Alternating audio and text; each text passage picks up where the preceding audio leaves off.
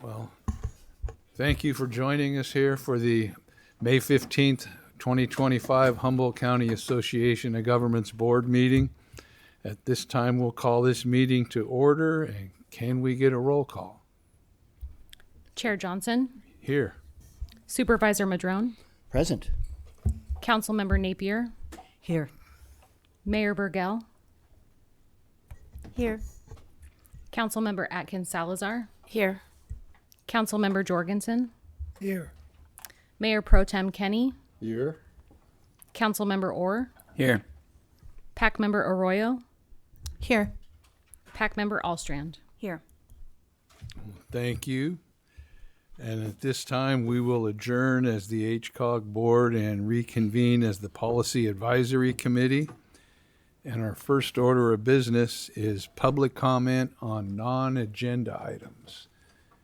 Do we have any public comment for non-agenda items? And seeing none, we will come to now to the consent calendar. Mr. Chair. Yes. If I might, can we welcome our new executive director? I know he's going to have a report later, but just thought it'd be nice to welcome him to the first official meeting. So, thank you. I feel welcomed. Thank you very much. Yeah, it's a pleasure to be here tonight. I'm really excited, and I can't wait to dive right in and engage in all these items we have this evening. Well, and thank you for being enthusiastic on that. Well, returning to the consent calendar, the meeting record of April 17th, 2025. Does anybody want to pull anything? Is there any public comment on the consent calendar item? Well, can we get a motion? Motion to approve consent calendar. Second. We have a motion and a second. All in favor? Aye. Aye. Opposed? None. So thank you. We have no items removed from the consent calendar. And we come now to our first action item, the fiscal year 25-26 final overall work program and budget. Yes, thank you, Chair Johnson. So it's my pleasure to be here to present the final draft overall work plan and budget. Of course, this is the main kind of budget and work guidance document that governs our work at HCOG and is one of the founding requirements of the formation of our RTPA in the first place. So with that, I will note that this is the second time this budget is being brought before this board. So the first draft was brought back in February and it was also brought to the TAC as well. And the budget brought before you here this evening is largely consistent with what was brought back in February, with a few key additions to which I'll talk about in just a moment. So following the February meeting when the draft budget was approved, the meeting was sent to Caltrans for their review and comment. That was back in February. The staff ultimately received comments from Caltrans, I believe, in early April. And what you'll see as an attachment to the staff report this evening is an overall work plan and budget that addresses the Caltrans comments. Those are shown in red throughout the document. And one of the attachments is also a matrix that is Caltrans's comments and then staff's response to Caltrans comments. So those have been addressed or otherwise responded to, as you can see in the attachment. There are two areas that where some fiscal modifications were made, and I'll note those. The first is an additional $45,000 in PPM carryover that was brought forward. So those are older PPM funds that we bring forward into the current year budget once we understand how much they're going to be, just to make sure that we expend those first to keep the newest money kind of in the backlog, because I believe after 3 years, the PPM goes away if you don't use it. So we brought that forward. The other is an additional $100,000 in STA dollars that actually came before the board in February as well as part of the STA funding allocation resolution with HTA as the recipient of the STA 5311 funds. And so that is brought forward into this budget as well as a work item to complete those triennial audits. Outside of that, it has all of the normal operating items from HCOG's projected work over the coming year, in addition to some of the additional funding that was put in for the potential for various staffing changes that could occur as part of the Climate Action Plan or others in the coming fiscal year. So with that, I will give it back to the board for any questions they may have. But other than that, I will note this draft OWP was brought to the TAC at their May 1st meeting as well, and they did unanimously vote to recommend adoption by the HCOG board. So thank you very much, and happy to answer any questions. Do we have any questions or comments? Yes, Supervisor Madrone. So what's the money when PPE money goes unspent? Does it come back to the TAC or the board, or how does that get handled? My understanding is the PPM money is an extension of also what comes through with funding programs like the STIP. Mm-hmm. So it is money that's allocated on a 3-year cycle, and HCOG ultimately, through a formula, kind of allocates the amount we use of it each year. So otherwise, if we don't find an eligible use for that money, I believe it just goes away as part of just sunsetting at the end of an expenditure deadline that you didn't quite meet. So it's going away. No, we're bringing it forward. Okay. So what it is there's, let's say, a 3-year cycle of it. So we may be talking about the cycle of money that existed from the 23-24 budget, which we would be, or the 24-25 budget, which we want to bring forward to 25-26. We can spend those program dollars, and then it offsets the amount of the current year dollars we have to use. Okay. So we kind of, if you can vision it, we kind of continually kick the can down the road to make sure that we don't lose the oldest money. Gotcha. Very, very good. I know Caltrans is engaged with a big project at Little River with the Coastal Trail, trying to figure that whole project out. And it looks like the funding might be coming from the Coastal Conservancy to help get it to the final design phase. Caltrans was very engaged in the original phase, which was probably a PPNM phase, but I'm always still learning about all these different pieces. So it might be useful as a match there, but I'm sure there are other projects, that are also qualified, et cetera. But, we're always looking for more matches to move projects like that forward. It's a long-standing project, but I leave it to others that understand that process better to really provide. And I'm sure we would need to go through a process and not just throw out one project, obviously. So. Yeah, and I will note that the PPM, the acronym for it is Planning, Programming, and Monitoring. Mm-hmm. So it's accompanying funds through, similar to the STIP, but different in that it's limited to use for planning and programming and not for implementation level activities, is my understanding. Not for engineering.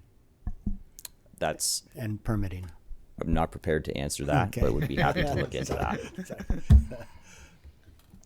Yes, Supervisor Arroyo. Thank you. This has a transit and a county nexus, so my apologies in advance to Steve for the surprise. I think you'll be equally interested in this as I am. I don't know where this fits in the comments about the overall work program, but I do want to flag, just for everyone's awareness, that we're about to complete the Humboldt Bay Trail, the final 4 miles. Really exciting, great moment for the communities around the Humboldt Bay area in particular, but all of our region. And we're also in a moment where, in the past, some of the funds that were unused for transit were able to be utilized for trail maintenance, and that is no longer the case. And so our public works staff have flagged that, and Measure O was pretty explicitly expressed as to voters as not trail maintenance funding. And so it's a little bit of a pickle right now about where that funding will come from. And I wanted to raise it here because I think this is the right agency to kind of help figure that out. I'm not suggesting that we modify the official work program or the overall work program to include it, but I did want to make mention of it now because there's a transit nexus with my transit hat on, where now those funds have been utilized due to growing costs, and even with the infusion of Measure O funds, again, it's hard to kind of figure out how to follow through clearly with the promise to voters around how those funds will be spent, while also determining how to adequately fund trail maintenance, and it's important. So just wanted to raise the issue here, and maybe that'll be a point of further conversation as we work together. Question, Yes. do you know what about the annual amount would be per year for that maintenance? I got a rough estimate from Hank Seaman with our Public Works Department, and he said around $65,000 a year. So it's pretty substantive, and we also have a very robust partnership with the Humboldt Trails Council to do trail maintenance, and there's the Humboldt Bay Trail Fund, which is from private donors that helps to pay for some of the tools and equipment and maintenance, but there's still this kind of ongoing maintenance need there for the, and it's a little awkward to bring up because part of the deal with getting the trails funded is like these programs that pay for large capital expenses will pay for that outlay, and then it's like the agencies have to figure out how to maintain them. But the cost is significant, and people aren't going to use them as modes of transportation if they're not well maintained. So it's sort of a quandary we find ourselves in, and it does have that relationship to transit because it was at one time transit related funds that were that we got in I don't want to say in excess of, but I guess in excess of, that were able to be used in that way, and now that's just costs have risen, so it isn't possible. So around $65,000 a year. Thank you. Yeah, and if I might just add a little bit more context in there, and I really do appreciate the comment. The TDA funding that comes through local agencies, there it is an eligible use to do transit or trail related activities as well, or even road maintenance. Some agencies have chosen to do so, and I know the county has in the past. I know Fortuna has in the past, and I know just given how much funding is coming in and what the cost of service for transit now is, making it to where excess funds to be used under those allowances in the TDA rules are no longer able to be utilized. So it is something that the county and Fortuna, as two of the agencies that I know used excess TD funds for other purposes, they're running into that issue. And I will note that as it comes to the long-term trail things, the other item that we are looking into and will be part of a broader conversation is bringing the Great Redwood Trail Agency and how that agency chooses to move forward, or how the state chooses to support them, hopefully financially, given that, a lot of that infrastructure is existing in our local communities and is otherwise, dependent on our local funding dollars for there too. So we are aware of it. We are looking at things that we could do to kind of advance, our regional need for funding in those areas, given that the TDA funding is going away in that capacity anyway.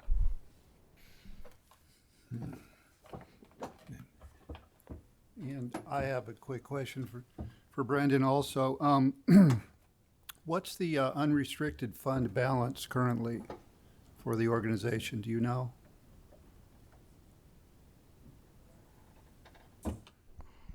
I'm being told it's about 600,000. 600? Thank you.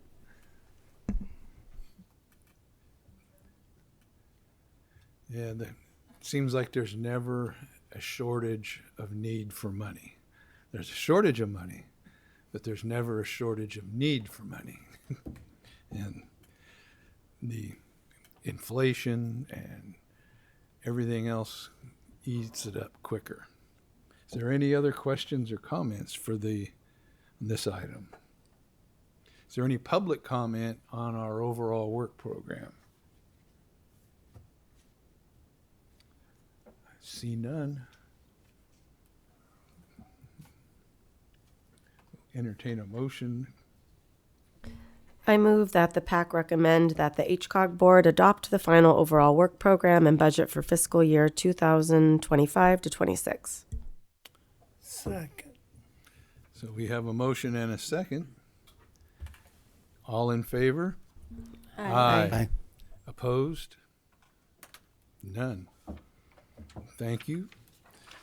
We come now to our consultant selection for the siting analysis of the North State Hydrogen Fueling Station Network. Staff report? Yes, thank you again, Chair Johnson.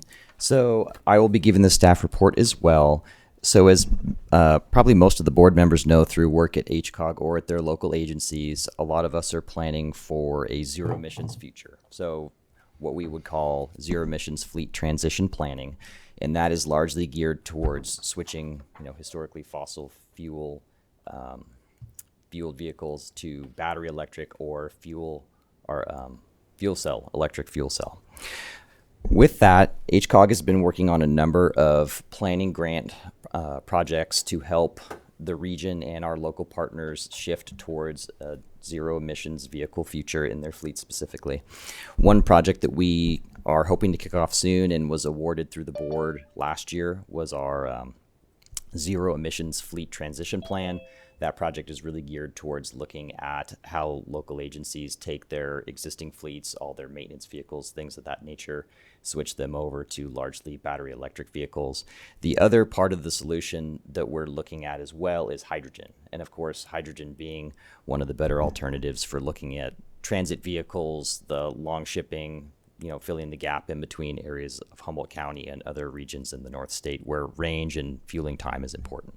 So to that end, early in 2024, HCOG staff was able to apply for and receive about a $200,000 grant from unused statewide discretionary RPA funds, and we were ultimately successful in getting that. And the vision with that funding is to do what we are calling anyway, a North State Hydrogen Fuel Station Network siting analysis. Kind of a fancy way of saying, where do we put hydrogen fueling station infrastructure? How does it go in the greater North State region to make those commerce corridors, those transit corridors, otherwise those commuter corridors able to access hydrogen fuel, which will be needed as part of the solution there.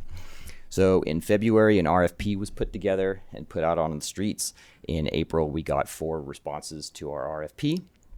We convened a scoring committee that included HCOG staff, RCA staff, and HTA staff as well. And you see the results of their scoring of the proposals as an attachment to the staff report. And ultimately, the proposal committee has selected Rebel Group America, their proposal to move forward with as the recommended consultant to complete this work. I will note, in addition to the scoring, just some general notes from my perusal of the proposal review team, because it did happen before my time here. The team pretty much universally felt that Rebel, that is well positioned to do the work. They've done a lot of this type of work in California, and they have a lot of experience kind of in the hydrogen sector in general. So staff recommend that the PAC recommend to the HCOG board approval of a contract, as do the proposal review committee. If approved, we'll move forward with contracting right away and have this one ready and waiting for our associate planner upon his return in August to kick off the work there. I would like to note, additionally, this has gone through the TAC and it was recommended. They are passing the recommendation on to the PAC and the HCOG board. And we do also have Zach and Leah. They are with the Rebel team. They're participating virtually here in this evening, but I have asked them here in case any board members have questions on the project or the scope or their proposed approach. They are available for that. So I appreciate their time and willingness to be here. With that, I'll end with my recommendation, which is the PAC recommend to the HCOG board that the North State Hydrogen Fuel Station Network project contract be awarded to Rebel. Thank you. Thank you. Is there any questions for this item? Yes.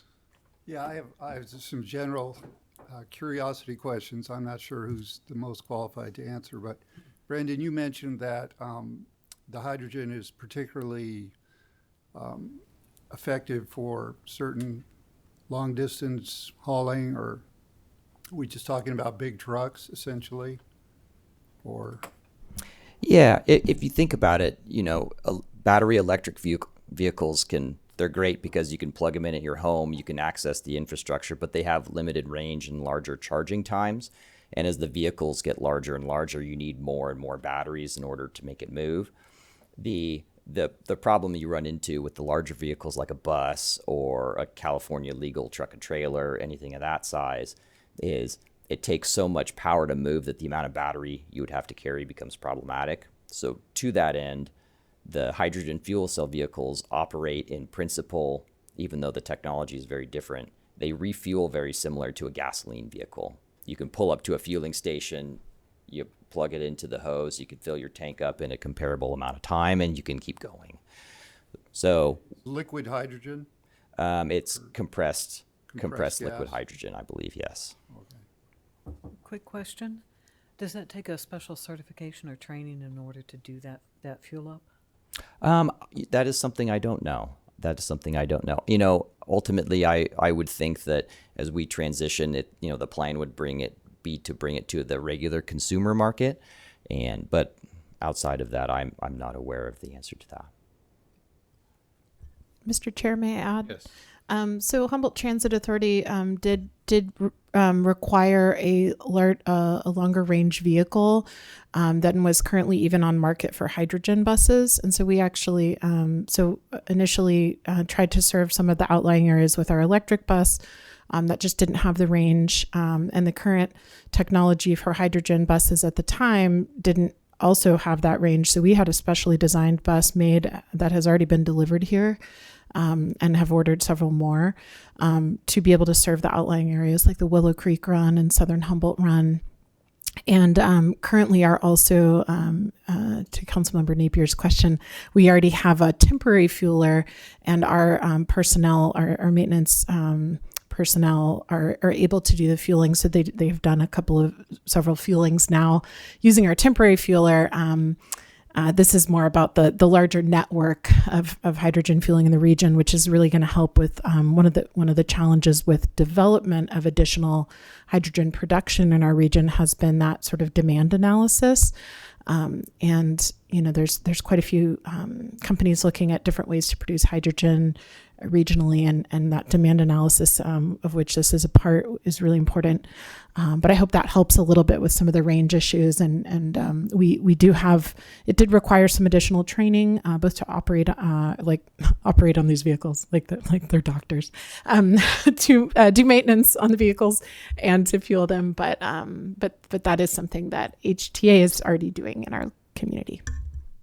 And do we have any idea, or do we have a range of, like the number of facilities we'd be looking for, charging stations? Are we at least one, or?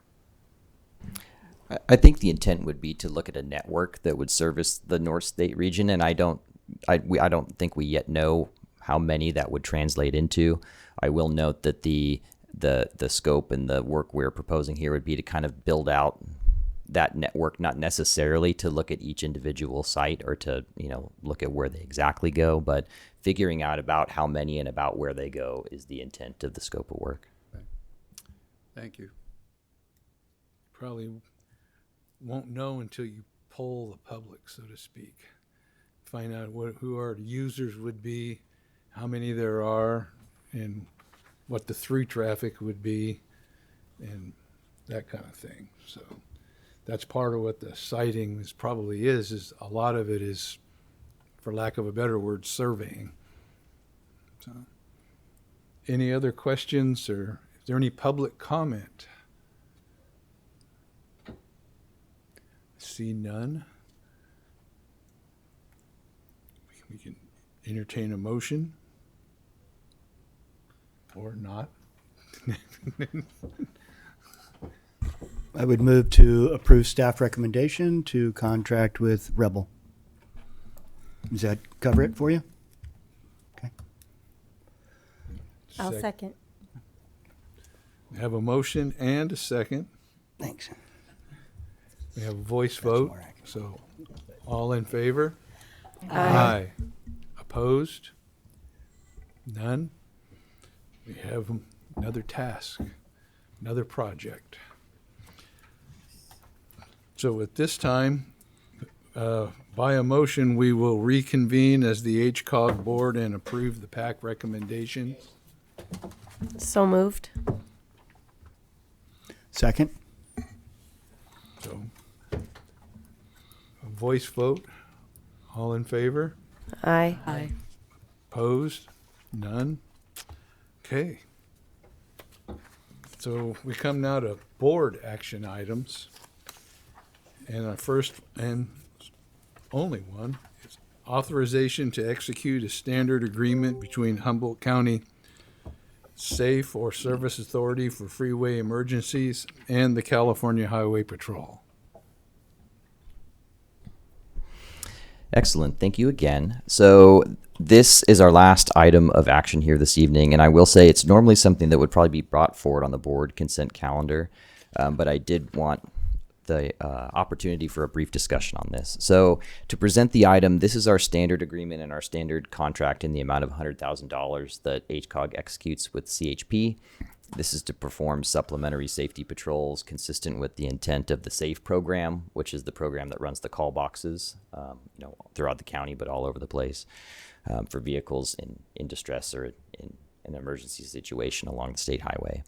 So we do these patrols in areas specifically on highways 36, 96, and 169. These are routes, of course, with poor cell service and otherwise poor access to emergency services should somebody need it. So those supplemental patrols are key and an important part of the solution to keep people safe out there. And it's our standard agreement with the standard terms otherwise that is being recommended that the board approve here this evening. And adopt resolution 2511. I will note part of the reason I wanted to bring this forward and actually have a discussion or allow for the discussion if folks wanted to have it is it has been my understanding as well that there's been some discussion at the board level about the SAFE program and some other items. And just to make sure that staff are hearing, what maybe some of the questions are, what the thoughts are, what you want staff to look into, consistent with the idea of doing a supplemental patrols like thing. Just that, we know what you're talking about, so we can appropriately act or look into something at the board's direction. So with that, we do recommend approval of the standard agreement and the resolution, and happy to answer any questions. Okay, thank you. Do we have any questions or comments for this item? Through the chair, I will just say that this is such an important program for our rural areas and for tribal areas as well, out 96 and other ways. So appreciate the ongoing partnership here.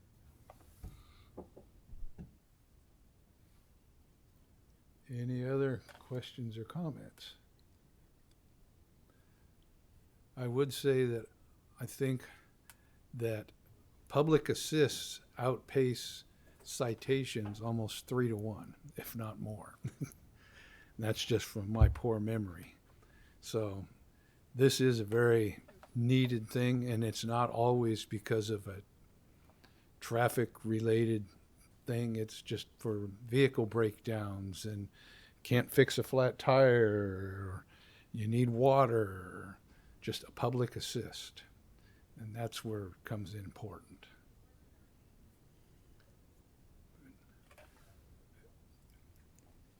Don't see any public comment. So we'll entertain a motion. I'll give it a try, Mr. Chairman.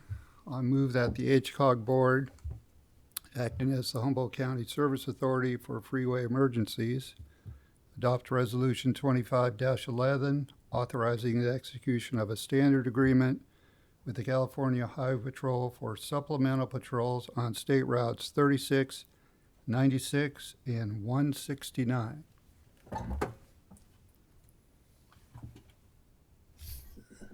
I'll second. We have a motion and a second. So a voice vote. All in favor? Aye. Aye. Aye. Opposed? None. So we have an agreement, and our public, it's an important thing. So we come now to the HCOG staff and PAC member reports. And our first item is our executive director's report, the maiden voyage. Thank you. So first and foremost, I would just like to echo the sentiment. I'm very excited to be here and happy to have this opportunity to work with and for you all and for all of our member agencies. And I also want to note before I jump in, I'm just really been pleased and grateful to Debbie and to all the HCOG staff. They've really made me feel welcome. They've had things well prepared, and I'm pleasantly surprised at how quickly I was able to jump in and just start doing work and getting some tasks done. So it's been fun, and it's been an enriching 3 weeks and much more to come. To that end, we have been busy, and there are a number of items I would like to report to the board on.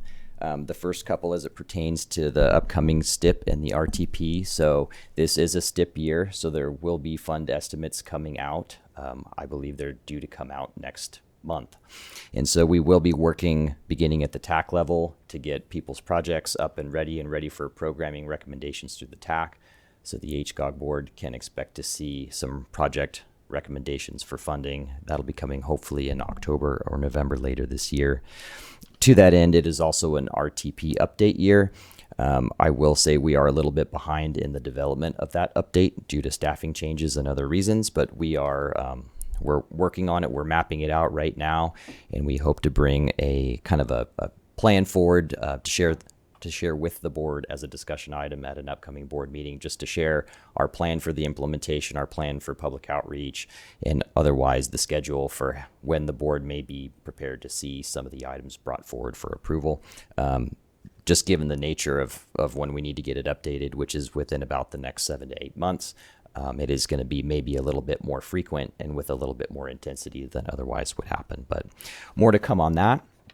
Also, in the March board meeting, the board did approve the formation of an ad hoc committee to specifically look at opportunities to help leverage external grant funding for priority regional projects. We are going to convene our first meeting of that ad hoc committee in June, so just an FYI there. A couple other things we've been working on that have had a lot of activity with the previous executive director, and I'm picking up right now. So we are meeting with the county planning department next week to continue discussions on the possibility for an RCAP coordinator type position in the region and potentially within HCOG. So we'll be picking up those discussions, and more will be coming to the board in the coming months on that. We also anticipate receiving our regional housing needs assessment numbers from Housing and Community Development next week. So we do have a meeting on the books with our local agency community development directors to review those draft numbers, the draft allocations that we do anticipate coming in. At the upcoming June 5th board meeting, I'll note we are working with Director Madsen with the county. He will be bringing his work plan and project list forward for Measure O for discussion at the TAC level. And that will be going to the Board of Supervisors after the TAC, and the public have a opportunity to comment on the project list in that setting. And then two final things as it pertains to federal funding.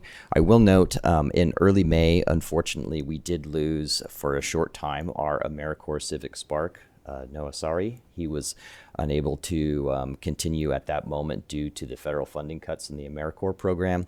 I am happy to note, though, that AmeriCorps worked pretty diligently through their own programs and were able to find slots and funding for a number of the fellows that were funded through the Civic Spark program. And as of yesterday, Noah is back working with HCOG and should be able to complete his service time with HCOG. So we're happy to have him back. And then lastly, I do want to bring to the board's attention, we were forwarded a letter from Caltrans, from the Federal Department of Transportation, as it pertains to the federal government's interpretation of DEI and other policies that has been the topic of discussion for a lot of federal funding that's being cut right now. So this was in specific relevance to our 5311 funding, which is our transit funding. We did reach out to Caltrans headquarters, and they don't believe that funding that comes through their master agreement is at all in jeopardy at this time. The 5311 apportionments have come through in normal amount, and we're moving forward with those. So we have been advised that that should be fine. But I just wanted to keep the board aware, these things are continuing to happen.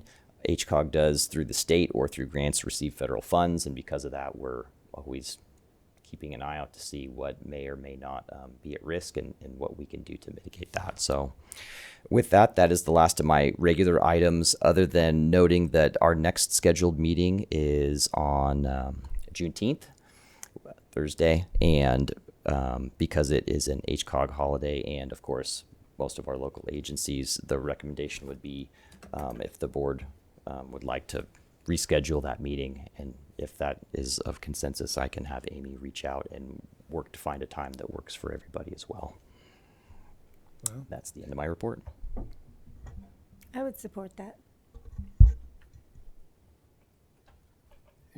Consensus? Looks like everybody's nodding their heads yes. Okay. So we can explore that. Excellent. Expect some emails from Amy. Thank you. It seems like they always come through. Any questions for our executive director? Okay. Well, we come now to Caltrans reports. Yeah, I have a couple of updates and then I'll hand it over to Jeff. Just a quick update on the State Route 36 slide. It's still active. They're at post mile 15.7. Our field surveys is working on a large survey of the slide area, which will allow design to develop a landslide removal plan. Steep grades and heavy timber make the survey work more challenging, and work on the slide is expected to be completed by the end of October. And the State Route 255 corridor management plan that we've talked about at the last couple of meetings, just a reminder that the comments are due by May 23rd. The draft plan is posted to the District 1 System Planning website, and we'll try to finalize the document by the end of June. And Jeff, I'll hand it over to you for Fernbridge and Indianola. All right, thanks, Tasha. Can you guys hear me okay? Yes. Okay, great. So I will give a little update here. First, we'll start with the Indianola Undercrossing project. You've driven by there lately. There's a lot of activity going on. We're currently in process of putting down the load transfer platform on the northbound side of the structure. And as I mentioned in previous meetings, or maybe Tasha has when she's given updates, load transfer platform is essentially a soil cement mixture that caps the concrete columns we installed last year, and will transfer the loads from the embankment and fill that we'll soon place above and transfer that loading into those columns. That's being done just due to the soft nature of the soils and to eliminate the consolidation that would have occurred had we not utilized that construction method. So that will continue here into the summer. You should start seeing relatively soon, at some point in the summer, us bringing out the lightweight fill foam blocks that will be placed adjacent to the abutments of the bridge on both the north and south sides of the structure. That again is due to the soft soils, and so just will take up some volume in that embankment prism and reduce the loads that we're putting on the foundations and the soil. We'll also be utilizing quite a large volume of soil embankment and fill as well, so that will be placed also in order to raise the grade to the elevation of the structure. Next week, going back a little bit, this is probably the soonest thing you guys will see. I believe next week we'll be installing the rail on each side of the new structure. Since that structure is now poured, we've removed the false work in terms of being load bearing on the structure, and the false work should be coming out soon. So you'll see that installed, and we are optimistically hoping that if everything goes well this construction season, that we may have both northbound and southbound traffic going on the bridge before the end of the calendar year. We do not expect to get the southbound on and off ramps constructed this year, so that would take place certainly next year, but we're hoping that everything will go smoothly and we'll be able to get traffic up onto the bridge. But that means that if without being able to construct the southbound on and off ramps, which we weren't expecting anyway, that does mean that we would still not be placing traffic under the bridge this calendar year, which means the southbound movement to Indianola would remain, southbound to left onto Indianola would remain closed. So I think that's all of our updates. I think maybe Tasha mentioned last time when I gave her an update that we were able to eliminate a stage of construction. So where everyone is driving currently on the southbound lanes, we were going to shift those adjacent to the northbound lanes on the east side of the structure, but we were able to find a way to not need to do that. And so there is some efficiencies we're realizing from that we're hoping that will benefit us and continuing to move forward. So I can answer any questions on that at this time before I go into the Fernbridge update. Any questions for Jeff? It appears not.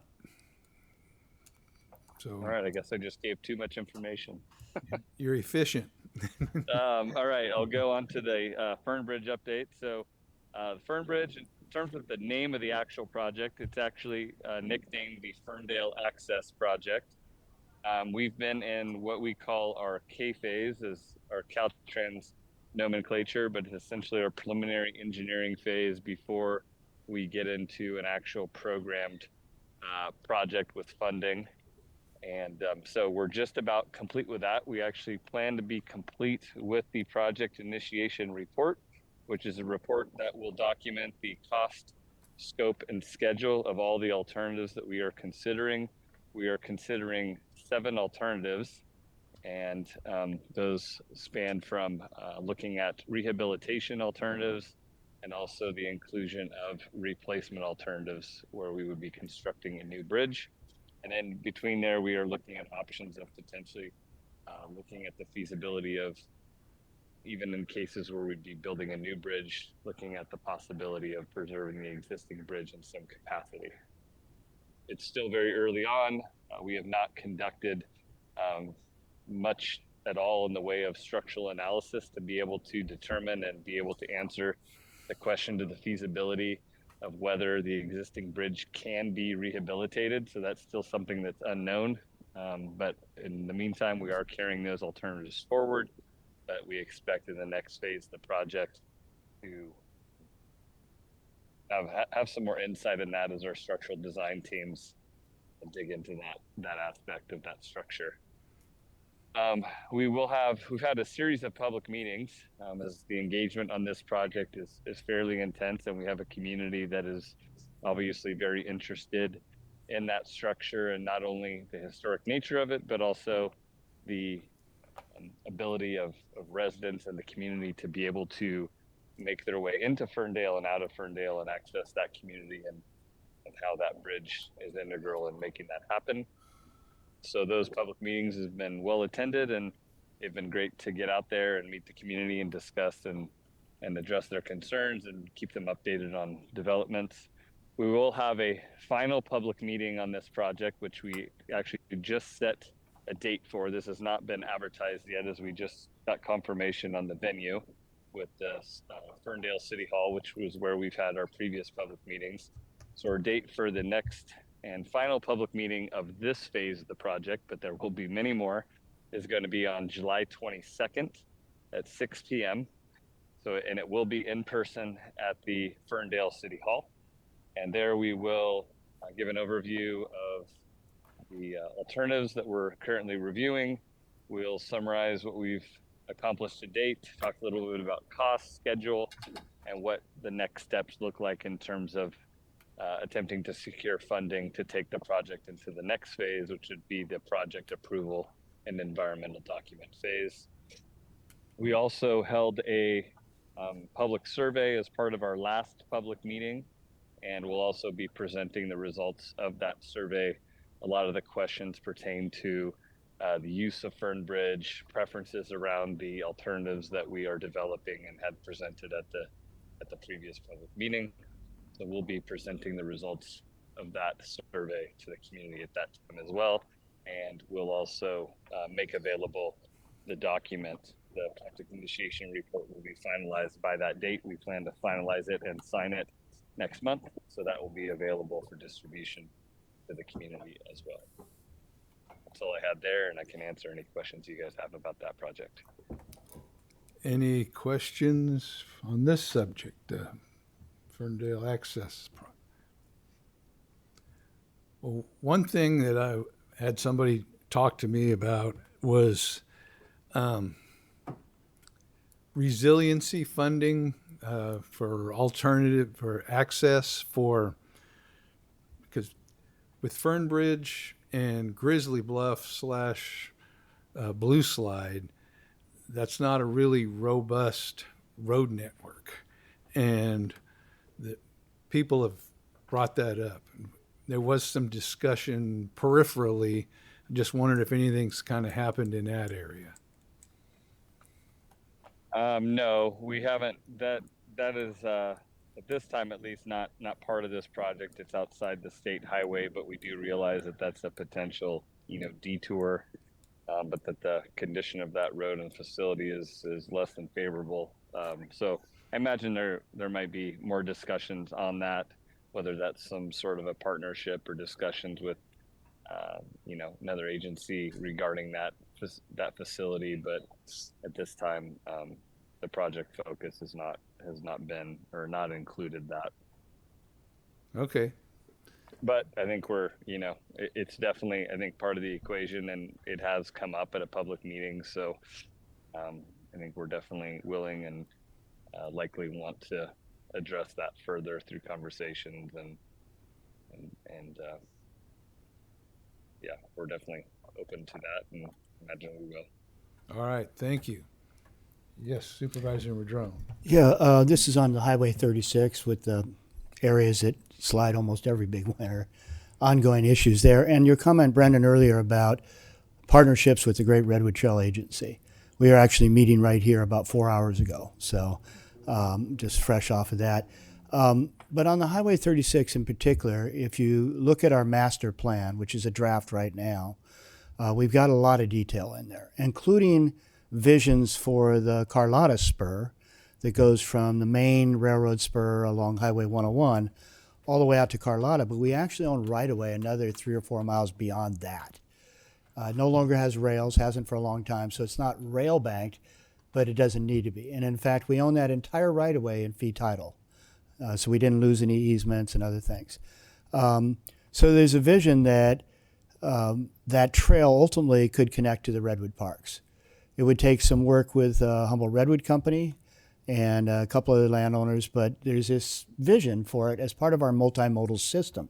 So that when the highway is shut down because of slides, now this doesn't replace the ability for cars and trucks and things to move back and forth, but with the completion of that trail all the way from Carlotta out to the Redwood Parks, it certainly provides an option for multimodal, even if the slides are there, because the trail area would be on the other side of the highway from the slide zones and stuff like that. Anyway, I just wanted to mention that as something that as we're looking at these things, like you said, with Blue Slide and that area, resiliency and planning for alternatives. And sometimes we're going to be lucky enough to get multimodal and actually have vehicles and all that kind of stuff. But sometimes if we could just get, room for bicycles and pedestrians to continue to access, that's an improvement and it's an opportunity. So I just wanted to mention that as we, move forward here on a lot of things, that there's some opportunities for that kind of resiliency to be created over the coming years. So just a point of information. Thanks. And any other comments? Well, thank you, Jeff. We appreciate it. And you give us the information we need to take back to our constituents. Yeah, thanks for having me. And, good evening. Yeah, good evening. So we come to PAC and board member reports, and Supervisor Arroyo. Thank you. We had some, at this month's Humboldt Transit Authority meeting, we had some initial discussion about some changes to the routes of Redwood Transit System. So a lot of our riders, our core, ridership is folks who are commuters, regular commuters on that system. And some of the legs of that system are particularly, going through Fortuna, going through Lolita, Manila, and Trinidad have been challenging both for riders and those jurisdictions as far as, in Trinidad, for example, the 40-foot bus is it's tough to navigate some of the smaller streets. And so we've been having conversations with some of the representatives from on the board of HTA and the general manager around what a microtransit system might look like in those places, paired with our fixed route system. And it's very early in that conversation, but that'll be continuing. Our board, express support at looking at that, and want to make sure that we're not stranding any passengers or changing things too quickly in a way that can't be accommodated. But we think that with some fine tuning, there could be improvements to the overall rider experience for all the riders. Folks, for example, who commute from like Scotia to McKinleyville for work every day, or on the bus for a long period of time because of some of the routing. So looking at ways to improve the experience for all riders and improve just passenger on-off timing and all of those things. So that'll be coming as it's going to take a little while to really make sure that we do it right. But wanted to give folks a heads up that that conversation is happening, and that's consistent with the transit development plan and some of what you heard in the unmet transit needs presentation from last month. So just flagging that as a starting point. And then I also wanted to highlight a couple of things about our, because the hydrogen bus and hydrogen fueling came up, I want to highlight that, first of all, we are going to, we have the hydrogen buses here. It's, at the time of our board meeting, there had been 6 fills of the bus tank with hydrogen. And there's been, there's a work list that includes making sure that everyone's trained, including Humboldt Bay Fire, on how to respond. So that's being thought through carefully, and just working out a few of the settings on, for fueling. This is something new, and it behaves differently than other fuels. So we're learning about that. And we have ordered 10 more hydrogen buses. And I do want to flag for you, you should be getting an invitation from Humboldt Transit Authority at some point in the near future, but we are planning to have a ribbon cutting and an unveiling of the current hydrogen bus on the 30th of May at 10 in the morning at the Humboldt Transit Authority location in Eureka. So our main offices and yard there. So if you can make it and you want to see a new, shiny, different looking bus that runs on hydrogen fuel, please feel welcome.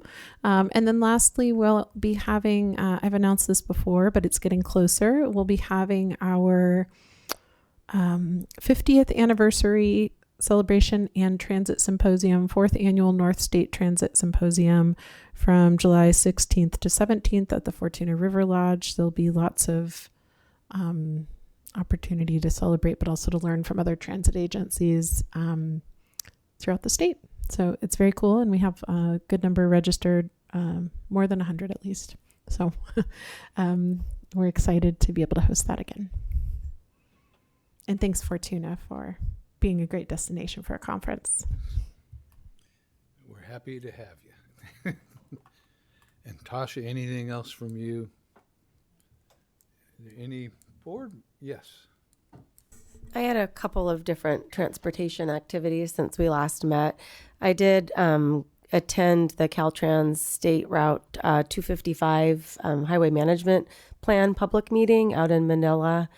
So I went to that, and then we're supporting Fuente Nueva for a Safe Routes to School project, and they did a pop-up demonstration at one of the intersections that lead to the school, and that was fun to be at. There was a lot of folks here, and Dan Burden and his team were there to help with it, and it was just interesting to see the temporary setup and to be there as buses and trucks navigated it. And there were a few casualties of plants, but it's and Dan's pretty funny. He's very optimistic and lets all of that just roll. And so it's just fun to see that put into action. And there was a really big turnout. Lots of parents and students came, and we walked to school together. So that was fun.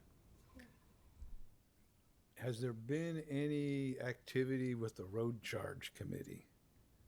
Oh, yes, that's a great question. There has been. They just completed the pilot. I don't know if you all remember, but Lauren Prahota came to one of our meetings and talked about it, and they were recruiting rural and tribal folks for the study, and they weren't very successful in getting much tribal participation. There's quite a bit of concern and pushback in general from the tribes on this, so they're really trying to work with and understand and talk about those.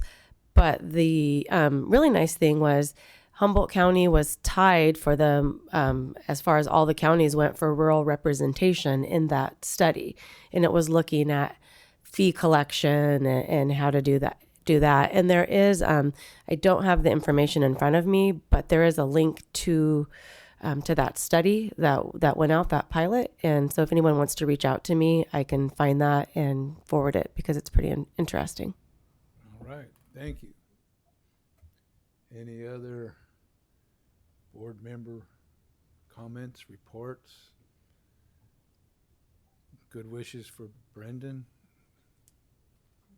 All right. Well, with that, we will adjourn this meeting of the Board of Humboldt County Association of Government. Thank you.